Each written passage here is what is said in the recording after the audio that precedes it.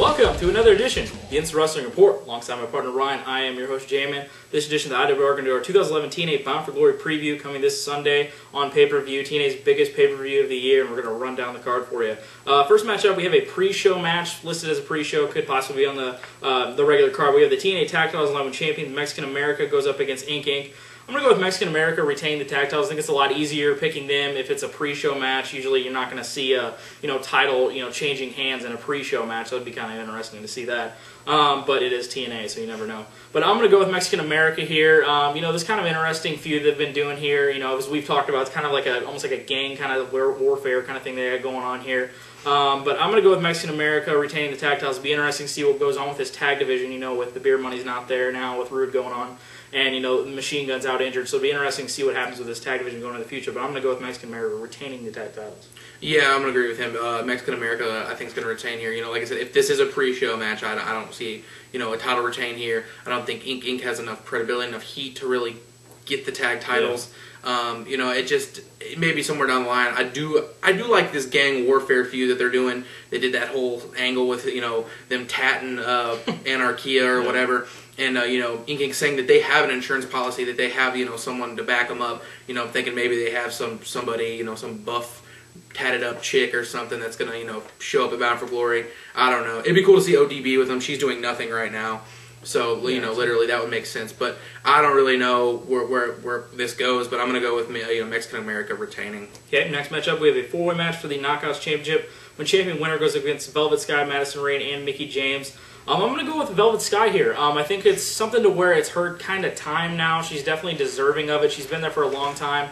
And really, she's not great in the ring at all by any means, but I think she's progressed to enough to at least hold this championship. And I think that the other people that are in this have just seen their time for the Knockouts Championship. Winner in the last couple times, doing her feud with Mickie and Madison. I think Madison's one of the most underrated probably knockouts in TNA. I think she's very good at her, what she does as a heel. I think it's great. And, her stuff is, she's had some stuff in the past also where she's won the Knockouts Championship. But I think Velvet, it's time for her. She's, definitely one of the most watched knockouts for sure. Always, the ratings always pop up when she's on there. I always enjoy to see it, as, a lot of people do. But I think it's something to where they could just need something fresh in the Knockouts division. I think it's something that could make sense here. I'm going to go with Velvet winning the Knockouts Championship. I'm going to agree with everything he just said here, and I'm just going to say, let the pigeons loose! Yes, there we go. The whole match.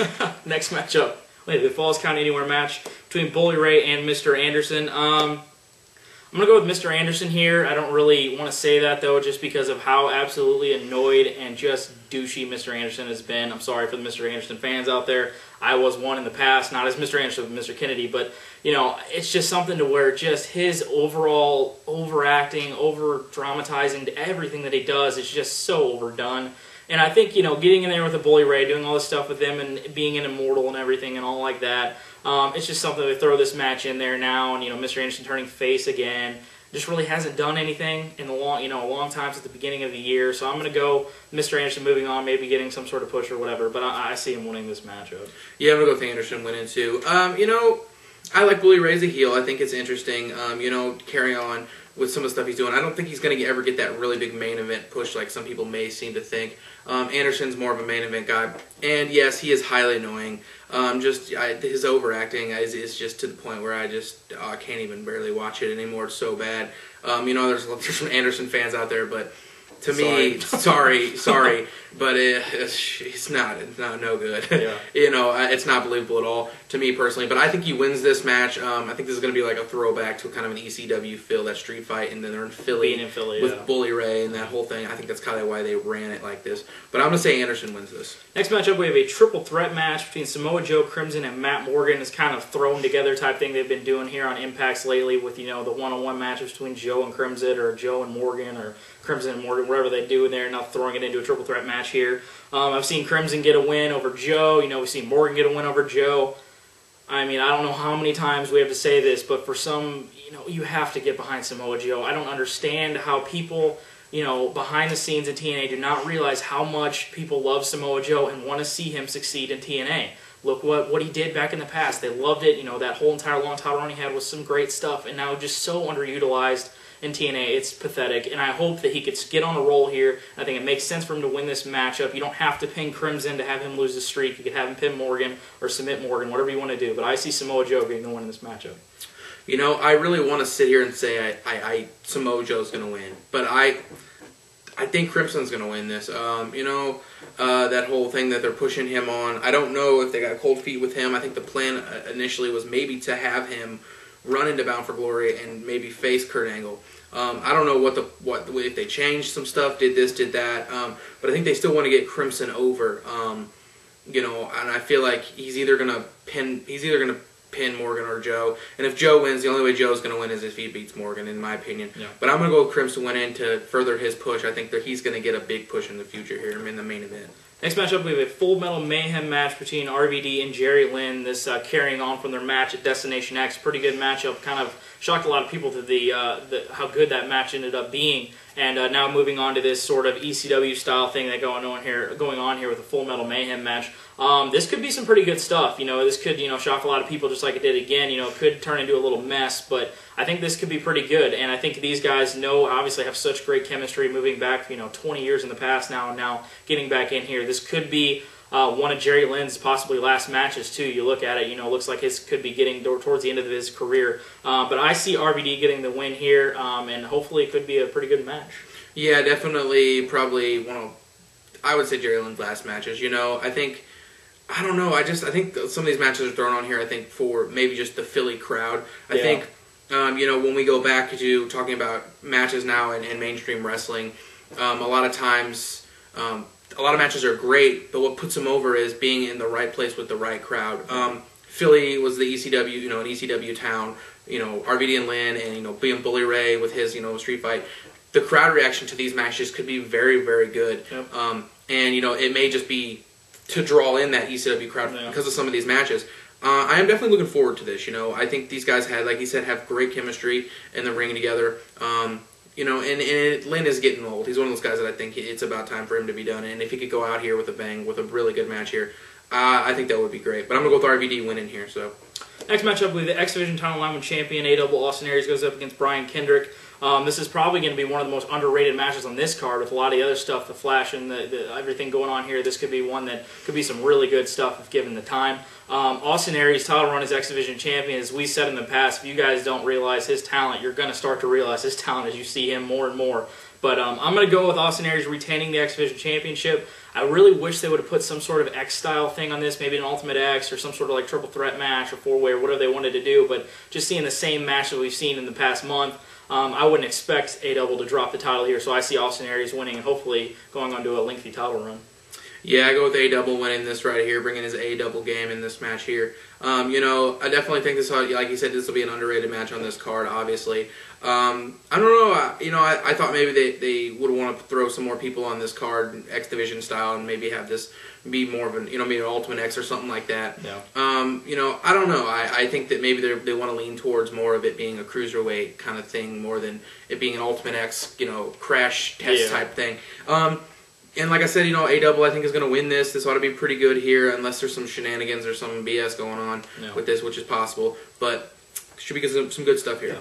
Next matchup, we have an I Quit match between AJ Styles and Christopher Daniels with their, kind of rubber match they have here in this past year with the match at Destination X and then the match on Impact where Daniels won. Now we have one-on-one here, one win for each person. Now moving on to this I Quit match. I am expecting this one to be the best match of the night. This should be some great stuff. With these guys, as with Jerry Lynn and Rob Van Dam, these guys have amazing chemistry. They're basically brothers. And these guys go in there and want to have the best match every single night and want to better whatever they've done and change whatever they've done in the past to make it something new and great every single time they're out there. This one's actually, I think it's going to go to AJ Styles in this matchup. They always seem to lean towards AJ in these matches against Daniels. It'd be amazing to see Daniels get the win here and kind of go over on AJ, but I see AJ winning in a really great matchup. AJ Styles is great. Christopher Daniels is great. The winner of this match is going to be us. We are going to win this match because this is going to be one for us. One for us. Because it's going to be great. We both agree that we think this is going to be the best match on the card. Throwing this I Quit stipulation on here, normally just having that, one-upsmanship type match. Yeah. I'm going to go with actually Christopher Daniels winning this. I think maybe turning the cheek, maybe actually really going full-blown heel. I know he's a kind of a tweener right now, but, I think AJ is one of those guys that wants to get his friends over. Yes. I think, a lot of stuff with Bobby Roode and Storm and Kaz and these guys, I think he wants to get these guys over, and I think it's possible that maybe Christopher Daniels will get that big win that he wants and maybe get to that main event level, which I would love to see. I think Christopher Daniels is a great heel, and I think that would definitely work. But I'm going to say Christopher Daniels wins here and brutalizes it. Just brutalizes AJ Styles and looks beautiful here. So next matchup, we have the no DQ fight, whatever you want to call it, between Sting and Hulk Hogan for control of TNA. Oh my God! We've been having this match coming up now for the last couple months. Been talking about it possibly being on this card, and it is. I'm predicting a mess. That's what I'm predicting. This is probably going to be something we do not need to see. It wouldn't shock me if it's decent.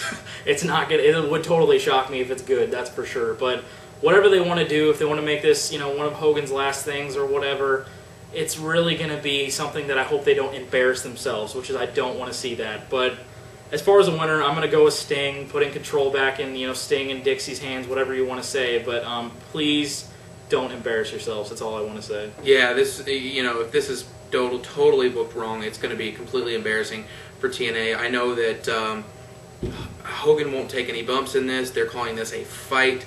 Me and him can go out in the parking lot right now and fake fight if we wanted. It'd probably be better than Sting and Hogan too, just because it'd make it quite possible. Funny. Yeah, but definitely have no interest in this. It's boring. You're boring, everybody. Quit boring everyone. But I'm gonna say Sting wins. So yeah. Moving on now to the World Heavyweight Championship between champion Kurt Angle and the Bound For Glory Series winner Bobby Roode. This should be some great stuff. Bobby Roode finally getting his opportunity for the World Heavyweight Championship, a guy who's worked his ass off in TNA to get to this position, a guy who's been massively underrated, in my opinion, in a lot of people's minds of how great his talent is, his mic skills is, his charisma is. And finally getting this opportunity to Kurt Angle, and I think Kurt Angle is going to want to bring the best out of Bobby Roode, and this should be some great stuff. And I have Bobby Roode, your new TNA World Heavyweight Champion. See what I'm doing here? Are you praying? I'm praying. I'm praying. You see that, TNA? I'm praying. That's praying. That's praying you do not mess this up. Yeah. You do not need any shenanigans. You do not need anything in this main event. This main event needs to be awesome. Yes. It needs to get Bobby Roode over as a main eventer in your company. You need no shenanigans. You need him to win clean. And afterwards, you need Kurt Angle to get up, shake his hand, everyone, yay! And that's how the end of this pay-per-view should end. That is how it should end. Yeah. No shenanigans. Yeah. It'd be interesting to see if Kurt Angle, takes a little break here. Has been talking about possibly doing the Olympics or whatever, but it'd be interesting if they really want to transition this kind of new phase of TNA going in here with Bobby Roode as a world champion. It'd be some great stuff to see. But that one now wrap up. You want to go say something about that? Yeah, I actually wanted to mention, we did not mention anything about Jeff Hardy. The possibility of him being on, not in a match, but being on this card doing something.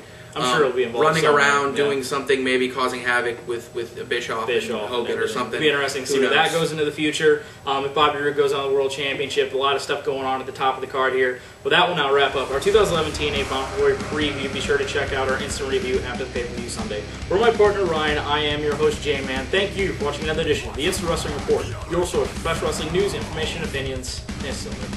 This is a battleground! With the blue meaning.